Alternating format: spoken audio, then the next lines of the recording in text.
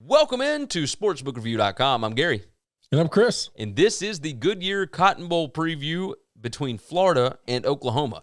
Now, before we get started, remind you guys, sbrpicks.com/NCAAF is your one-stop shop website for bowl season. We have an article and a video for every bowl matchup, along with, different ones about what underdogs to take and all that kind of stuff. So go and check it out. There's a link in the description below to the article for this particular matchup, along with the sbrpicks.com/NCAAF link. So check those out for us. We would love for you to check out the website.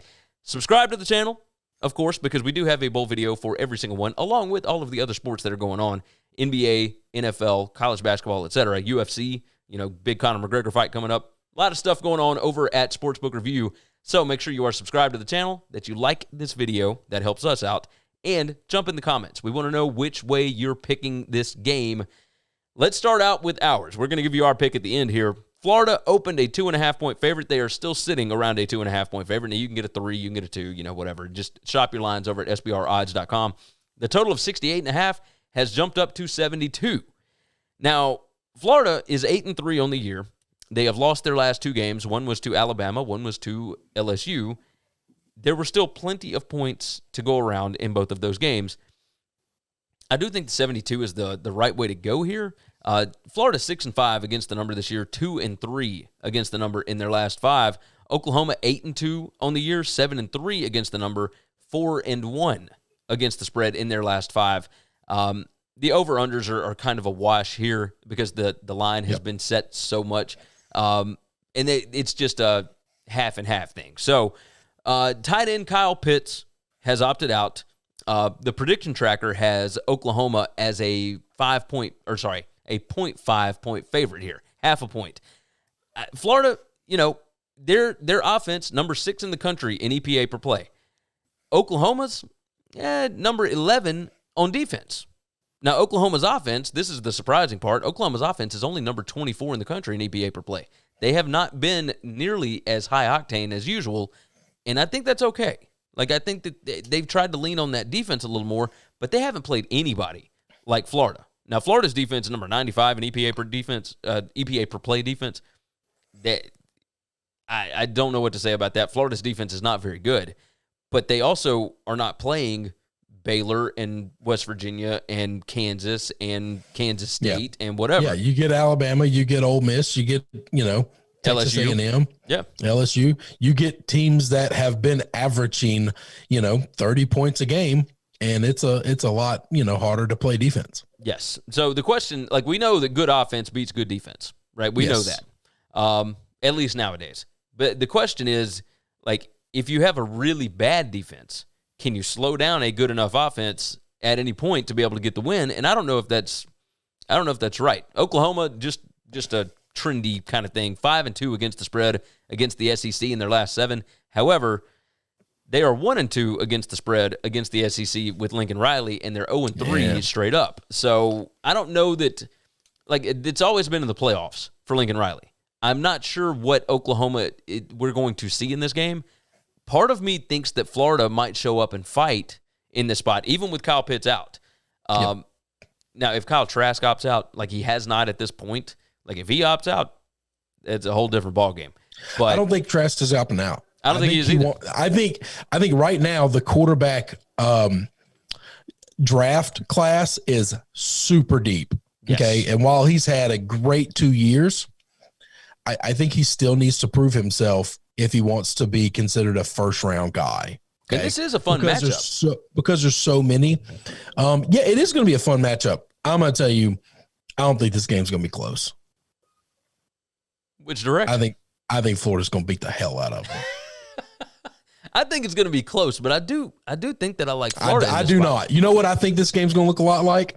This game's going to look a whole lot like Florida Ole Miss week 1.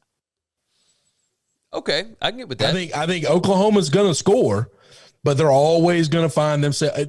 Florida has the guys to at least take the ball away or make a defensive play to get a stop here and there. I don't think Oklahoma's going to be able to do that. They didn't play an offense this good all year. That's not true. Close. Yeah, no, that's you have a very valid point there. I do think Tony and Grimes and that bunch will be able to take up the slack that Kyle Pitts leaves by opting out. Yeah, I do too. Pitts was dealing with injury issues towards the end of the year and whatnot. Pitts needed to opt out, and that was a given. I knew that was going to happen before we even made the bowl predictions, and these bowl games were set. Doesn't matter. I saw Pitts go out of whatever game he got hurt in pretty bad.